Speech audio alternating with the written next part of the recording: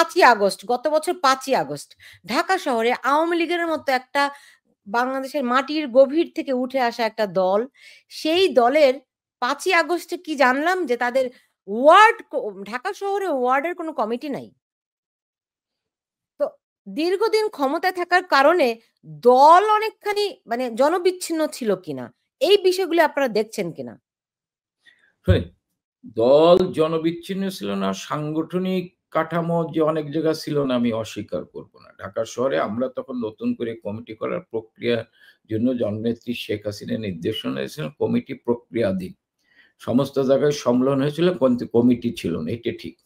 কমিটির ঘোষণা হবে এর ভিতরেই আন্দোলন শুরু হয়েছে এবং আমাদের নেতাকর্মীরা কিন্তু সবসময় মিছিল মিটিং এর প্রস্তুতি ছিল, আপনারা দেখেছেন। হ্যাঁ, আপনি যদি বলতে পারেন যে 5ই আগস্টের আগে আপনাদের কোনো সমাবেশ দেখিনি, আমি আপনাকে বলতে চাই যে আমরা 1 তারিখে একটি শোক র্যালির উদ্যোগ নিয়েছিলাম, আমরা 3 তারিখে একটা ঢাকা সমাবেশের ডাক দিয়েছিলাম, কিন্তু এটা আমরা পরবর্তীতে বন্ধ করে দেই। মাননীয় প্রধানমন্ত্রীকে প্রশাসন থেকে বলা হয়েছিল যে এই সমাবেশগুলো করলে রক্তপাত হবে, হানাহানি হবে।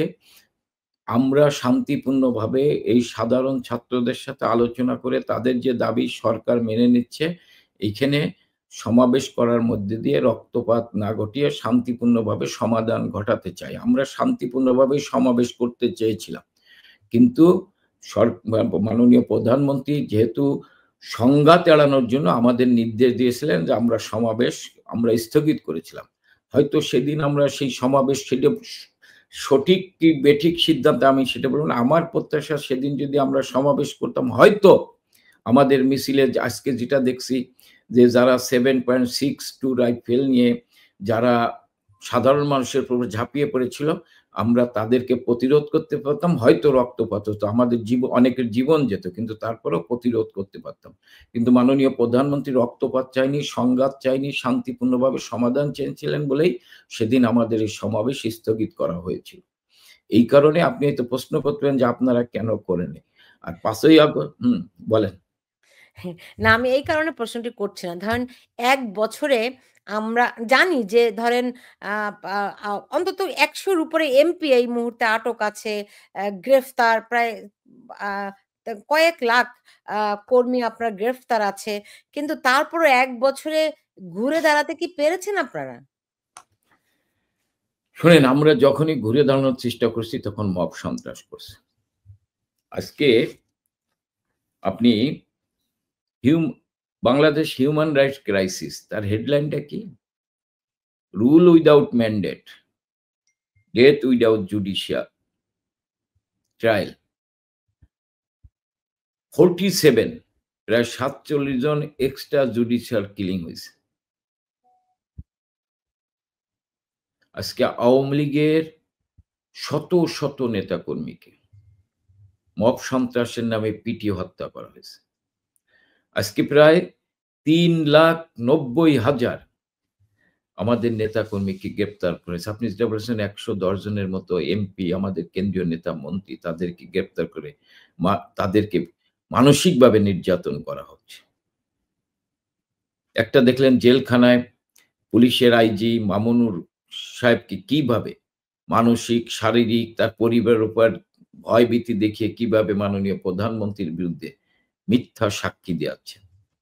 আজকে কিভাবে মাননীয় প্রধানমন্ত্রী যারা হত্যাকাণ্ডের জন্য দায়ী, যারা আপনি দেখেন, এটা প্রথম আলো, ডেইলি স্টার পত্রিকার মতো পত্রিকার হেডলাইন মানে নিউজ যে আপনার 5ই আগস্ট হইতে 8ই আগস্ট পর্যন্ত 329 জন হত্যাকাণ্ড হয়েছে, সেই হত্যাকাণ্ডের বিচার হবে না। তার অধিকাংশ আওয়ামী লীগ, যুবলীগ, ছাত্রলীগের নেতা।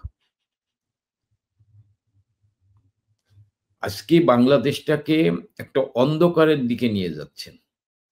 আজকে বাংলাদেশ সন্ত্রাসের বাংলাদেশ, আজকে বাংলাদেশ জঙ্গিদের বাংলাদেশ, আজকে বাংলাদেশ খুনিদের বাংলাদেশ, এবং বাংলাদেশটাকে অর্থনৈতিকভাবে দেউলিয়া করে দিচ্ছে। এবং মিথ্যা তথ্যের উপর ইউনূস তার সকল সুবিধা সে নিয়ে যাচ্ছেন, সে নিজে দুর্নীতির আশ্রয় নিচ্ছেন, এবং আজকে বাংলাদেশের ছাত্রদের সে যারা ছাত্র নামধারী নেতৃত্ব দিচ্ছেন তাদেরকেও আজকে গোটা তরুণ সমাজকে সে দুর্নীতির দিকে ঠেলে দিচ্ছেন। আজকে একজন পতিতদশা আইনজীবী সুপ্রিম কোর্টের তিনি বলেছেন যে আন্তর্জাতিক দুর্বৃত্তদের দখলে আজকে বাংলাদেশ। আজকে যাদের বাংলাদেশের নাগরিক না, বিদেশি নাগরিক, বিদেশি পাসপোর্ট, তারা আজকে বাংলাদেশকে অবৈধভাবে জোর করে সংবিধানকে পায়ের তলায় পিষ্ট করে তারা দেশ পরিচালনা করছেন এবং তাদেরকে জামাত বিএনপি সহযোগিতা করছেন। আপনি দেখেন এই যে মাইলস্টোন স্কুলের ছাত্ররা, সাধারণ ছাত্ররা যে অগ্নিদগ্ধ হয়ে মারা গেল, অনেক মায়ের কোল খালি হলো, আহাজারি আত্মনাদ। সেই সময় আপনি দেখেন ডক্টর ইউনূস তার এদের সুচিকিৎসার ব্যবস্থা না করে, এদেরকে হাসপাতালে নেওয়ার ব্যবস্থা না করে, এদের আত্মীয় স্বজনকে সান্ত্বনা না দিয়ে সে যখন এই যারা মৃত্যুবরণ করেছেন অগ্নিদগ্ধ হয়ে, যাদের বাবা মা আহাজারি করছেন, সহযোদ্ধারা আহাজারি করছেন, যারা হাসপাতালে চিৎকার করছেন, তাদেরকে সান্ত্বনা দিয়ে তারা যখন স্লোগান দিচ্ছে যে এই ইউনূসকে মানি না, তখন সে তার ক্ষমতাকে একটা স্লোগানের আওয়াজে ক্ষমতাকে টিকে রাখার জন্য সে জামাত বিএনপি নিয়ে একটা বৈঠক করছেন, মানে জুস খাচ্ছেন আর হাসছেন, একটা শোক প্রস্তাবও ওই মিটিং এ নেননি, আপনি দেখেছেন। অর্থাৎ সাধারণ মানুষের প্রতি তার দায়বদ্ধতা, দেশের প্রতি তার দায়বদ্ধতা, এটা ডক্টর ইউনূসের নাই। ডক্টর ইউনূস ৬৬৬ কোটি টাকা কর মওকুফ করেছেন। ডক্টর ইউনূস গ্রামীণ ফোনের মাধ্যমে বছরে $15 বিলিয়ন পাচার করেন। ডক্টর ইউনূস গ্রামীণের নামে ইউনিভার্সিটি করেছেন। ডক্টর ইউনূস ম্যান পাওয়ারের ব্যবসা নিয়ন্ত্রণ করতেছেন। ডক্টর ইউনূস ৫ বছর কর মওকুফের সিদ্ধান্ত নিয়েছেন। গ্রামীণ ব্যাংকের শেয়ার কমিয়ে এনেছেন। অর্থাৎ সবকিছু সে ব্যবসায়িকভাবে যেমন নিয়ন্ত্রণ করছেন, দেশটাকেও ব্যবসায়িক দৃষ্টিকোণ দিয়ে দেখছেন। আজকে বিদেশিদের সাথে চুক্তি করে, সাম্রাজ্যবাদী শক্তিদের চুক্তি করে বাংলাদেশকে একটা অঙ্গরাজ্য বানানোর চেষ্টা করছেন। আজকে আপনি বাংলাদেশটা তো আজকে দুর্বৃত্তদের দখলে। আমাকে আমরা আমরা বিভিন্ন জায়গায় খবর দেখছি, সরকারের তরফ থেকেও বলা হচ্ছে একজন মেজরকে আটক করা হয়েছে, আপনি জানেন। আটক, আবার সেটি অস্বীকার করা হচ্ছে। যাই হোক, বলা হচ্ছে বসুন্ধরা কনভেনশনে আওয়ামী লীগের কর্মীরা, তাদেরকে প্রশিক্ষণ দেয়া হচ্ছিল গেরিলা যুদ্ধের জন্য। এরকম অনেক রকম কথাবার্তা শুনতে পাচ্ছি। আওয়ামী লীগ কি সত্যি, সত্যি গেরিলা যুদ্ধের প্রশিক্ষণ নিচ্ছে? শোনেন, আওয়ামী লীগ সবসময় জনগণকে সাথে নিয়ে অপশক্তির বিরুদ্ধে লড়াই করেছেন, ফ্যাসিস্টদের বিরুদ্ধে লড়াই করেছেন। আওয়ামী লীগ, হ্যাঁ, ৭১ সালে আওয়ামী লীগ এর নেতৃত্বে সেনাবাহিনী, পুলিশ, আপনি ইপিআর এর সদস্যরা এবং সাধারণ মানুষরা, সাধারণ ছাত্ররা, কৃষক, শ্রমিক, ছাত্র জনতা সবাই বঙ্গবন্ধুর ডাকে সাড়া দিয়ে সেদিন তারা যুদ্ধ করেছিল। সেদিন তারা ট্রেনিং নিয়ে যুদ্ধ করেছিল পাকিস্তানের হানাদার বাহিনীর বিরুদ্ধে। আর এটা পাকিস্তানের হানাদার বাহিনীর প্রেতাত্মারাই রাষ্ট্রীয় ক্ষমতায়।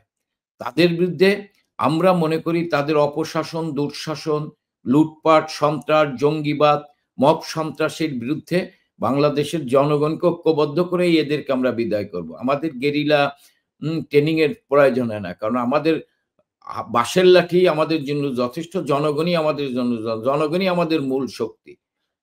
আজকে দেখেন জনগণের সাথে প্রতারণা করেছেন, ৫ই আগস্টের আগে জনগণের সাথে প্রতারণা করেছেন, জনগণকে মিথ্যা তথ্য দিয়েছেন, জনগণকে বিভ্রান্তি করেছেন, অপপ্রচার করেছেন।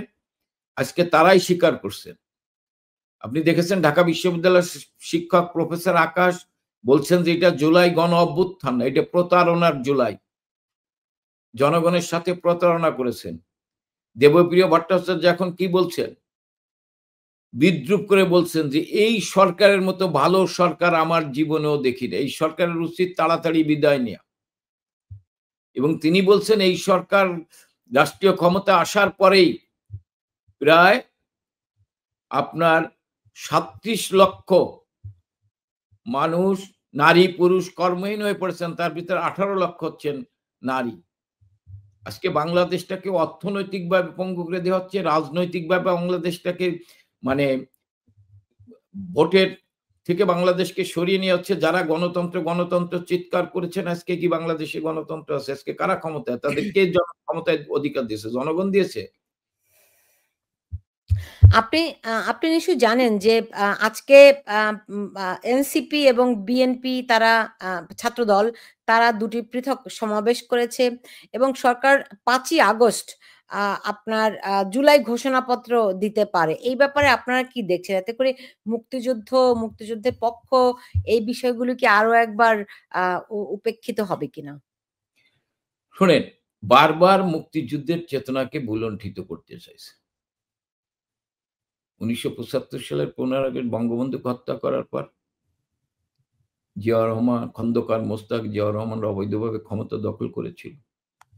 যদিও তারা জিয়াউর রহমান ৭১ কে ধরে রেখে বঙ্গবন্ধুকে ইতিহাস থেকে মুছে ফেলার চেষ্টা করেছিল। ইতিহাসকে বিকৃতি করার চেষ্টা করেছিল। ৭ই মার্চকে মুছে ফেলার চেষ্টা করেছে। জয় বাংলাকে মুছে ফেলা হয়েছিল। কিন্তু ৭১ এর আংশিক ধরে রাখার চেষ্টা করেছিল। আর ২৪ এ যারা তথাকথিত যে আন্দোলন করেছেন, এই ২৪ এর আন্দোলনের ডিজাইনার কারা? ইউনূস, যে মুক্তিযুদ্ধে বিশ্বাস করে না। যে নিজেই বলেছেন মেটিকুলাস ডিজাইন তৈরি করেছে। তার সহযোদ্ধা যারা এই দেশকে ভালোবাসে না, বিদেশে নাগরিক হয়েছেন, তারা ৭১ এর জামাত, পাকিস্তানের প্রেতাত্মারা, তারা এবং সাম্রাজ্যবাদী অপশক্তির দালালরা, যারা ৭১ কে মেনে নিতে পারে নাই, তারাই ২৪ এ দাঁড়িয়ে বলছেন যে আমরা ২৪ এর নতুন বাংলাদেশ গড়ব এবং ৭১ কে মুছে ফেলতে চায়। ২৪ এর নতুন বাংলাদেশে আমরা কি দেখলাম? যে ৯ মাসে ১,৫,০০০ কোটি টাকা শেয়ার বাজার থেকে বিদেশে চলে গেছে। ২৪ এর নতুন বাংলাদেশে আমরা কি দেখলাম? ইউনূস ৬৬৬ কোটি টাকা কর মওকুফ করালেন।